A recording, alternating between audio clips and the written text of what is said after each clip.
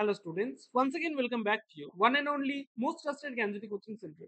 তো তোমরা যারা তোমাদের ইউনিভার্সিটিতে তোমাদের যাদের ফার্স্ট সেমিস্টারে ইএনভিএস অর্থাৎ এনভায়রনমেন্টাল স্টাডিজ যাদের রয়েছে, যেটাকে বাংলায় বলা হচ্ছে পরিবেশ বিদ্যা, এই সাবজেক্টটি যাদের রয়েছে তোমরা জানো তোমাদের এমসিকিউ পরীক্ষাতে, এবং এমসিকিউ নিয়ে কিন্তু আমি ধারাবাহিকভাবে কিন্তু আমার ক্লাসেস গুলোতে আলোচনা করছিলাম। ঠিক আছে, ফার্স্ট লেসন থেকে অনেকগুলো ভিডিওস মানে আমি দিয়েছি তোমাদের এমসিকিউর উপরে। ঠিক আছে, এবং সেকেন্ড লেসন থেকে আজকে কিন্তু আমাদের পার্ট নাম্বার 5 নিয়ে কিন্তু আলোচনা করবো। ঠিক আছে, এটা কিন্তু পার্ট নাম্বার আমাদের 5।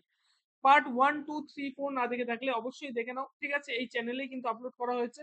ঠিক আছে, সেগুলো দেখে নাও, তারপরে এই ভিডিওটা দেখার পরে সেগুলো কিন্তু দেখে নেবে। ঠিক আছে, কারণ আমি কিন্তু ধারাবাহিকভাবে আলোচনা করছি। 40টা কোয়েশ্চেন কিন্তু পার্ট 1 থেকে 4 পর্যন্ত হয়ে গেছে। আজকে কিন্তু আরো 10টা কোয়েশ্চেন নিয়ে কিন্তু বিস্তারিতভাবে ভিডিওটাকে লাস্ট পর্যন্ত দেখবে। খুবই ইনফরমেটিভ একটা ভিডিও চলেছে। নাম্বার 41, বায়োগ্যাসের প্রধান উপাদান কি কি? ডি নাম্বার হবে অ্যান্সার, সেটা হচ্ছে মিথেন। নাম্বার 42, প্রথম 100% সৌরশক্তি চালিত এয়ারপোর্ট কোনটি? বি নাম্বার হবে অ্যান্সার, সেটা হচ্ছে কোচি। ঠিক আছে, নাম্বার 43, ভারতের কোন অঞ্চলে বৃহত্তম বায়ু শক্তি ফার্ম গড়ে উঠেছে? সি নাম্বার হবে অ্যান্সার, সেটা হচ্ছে জয়সলমীর। ঠিক আছে, নাম্বার 44, শক্তি উৎপাদনে কোন উৎসটি প্রযুক্তিগত উন্নয়নের ফলে অধিক উন্নত হয়েছে? এ নাম্বার অফ অ্যান্সার, সেটা হচ্ছে বায়ু শক্তি। নাম্বার 45, পৃথিবীর জল সম্পদের প্রধান উৎসগুলি কি কি? ডি নাম্বার হবে অ্যান্সার, সেটা হচ্ছে সবকটি, ভৌম জল, ভূপৃষ্ঠের মিষ্টি জল, ঠিক আছে, সমুদ্র জল, সবকটি হবে হচ্ছে অ্যান্সার, ডি নাম্বার। নাম্বার 46, পৃথিবীতে প্রাপ্ত মোট জলের কত ভাগ মহাসাগরীয় জল রয়েছে? সি নাম্বার হবে অ্যান্সার, সেটা হচ্ছে 97%। ঠিক আছে, তো স্টুডেন্টস পরবর্তী আরো 4টা কোয়েশ্চেন আলোচনা তোমাদের বলবো। তোমরা যদি আমাদের সাথে অনলাইনে যুক্ত হতে চাও, অনলাইনে কিন্তু আমাদের সাথে যুক্ত হতে পারো। আমাদের কিন্তু সমস্ত সাবজেক্টস এর major, minor, LDC, BSc, SSC সমস্ত সাবজেক্টস এর কিন্তু সমস্ত কিছু কিন্তু পড়ানো হয় আমাদের এই জ্ঞানজ্যোতি কোচিং সেন্টারে, তোমরা সবাই সবাই জানো।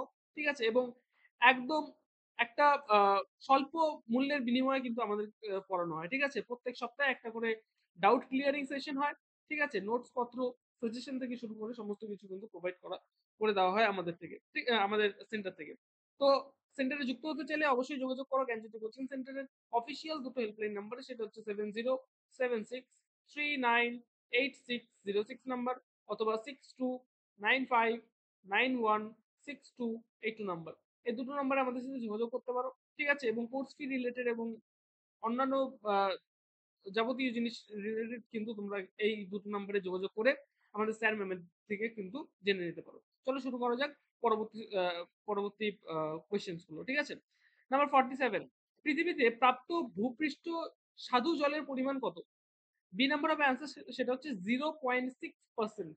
ঠিক আছে, নাম্বার 48, নিম্নোক্ত কোন মহাদেশে প্রতি একক এলাকায় সর্বাধিক বৃষ্টিপাত হয়?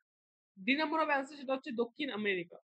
নাম্বার 49, নিম্নোক্ত কোনটি দাক্ষিণাত্য মালভূমি নদী নয়?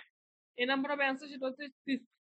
ঠিক আছে, এবং লাস্ট কোয়েশ্চেন আমাদের আজকের এই ভিডিও, সেটা হচ্ছে ভারতের কোন রাজ্য প্রথম প্রত্যেকটি বাড়ির ছাদে বৃষ্টির জলধারায় সিঞ্চন অর্থাৎ রেইন ওয়াটার হারভেস্টিং যেটাকে বলা হয় পদ্ধতি বাধ্যতামূলক করে? কোন state? C number of answer, সেটা হচ্ছে তামিলনাড়ু। ঠিক আছে, তো স্টুডেন্টস এই 10টা কোয়েশ্চেন তোমরা খাতায় নোট ডাউন করে রাখো, কারণ এই সমস্ত কোয়েশ্চেন কিন্তু পরীক্ষায় আসার সম্ভাবনা কিন্তু খুবই বেশি থাকে। আর আমরা সমস্ত কোয়েশ্চেন্স গুলো কিন্তু বাছাই করে তোমাদের সামনে কিন্তু রিপ্রেজেন্ট করি, তোমাদের সামনে কিন্তু নিয়ে আসি। তো স্টুডেন্টস দেখা হচ্ছে একটা নতুন ভিডিওতে নতুন কোনো টপিকের সাথে। Till then keep learning, keep exploring. Thank you so much.